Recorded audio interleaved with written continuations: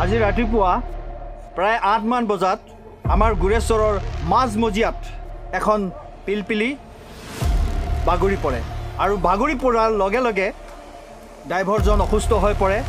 চাওক ৰাইজ, আমাৰ এই গুৰেশ্বৰৰ ৰাজপথৰ মাজমজিয়াৰ এই ৰাজপথৰ এই অৱস্থা, এই দুৰৱস্থাৰ দায়িত্ব কোনে ল'ব? আজি আমাৰ এই চৰকাৰৰ এই হেমাহিৰ বাবে আমাৰ গুৰেশ্বৰৰ এই পথৰ যি জৰাজীৰ্ণ অৱস্থা আমি সকলোৱে ভুগিব লগা হৈছে। সকলো ৰাইজে ইয়াৰ প্ৰতিবাদ কৰিব লাগিব।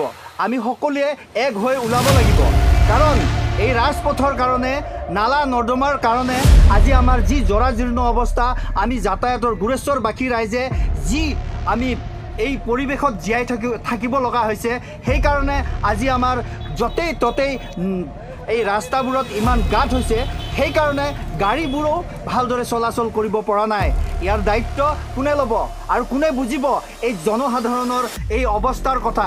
এই যিটো আমাৰ পৰিৱেশ, এই পৰিৱেশৰ এই অৱস্থাবোৰক কোনে দাঙি ধৰিব? আমি কেনেকৈ জীয়াই থাকিম?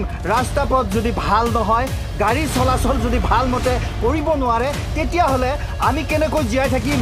আমাৰ জীয়াই থকাৰ যি অধিকাৰ, এই অধিকাৰ এই ৰাস্তা পথৰ লগতে জড়িত হৈ আছে।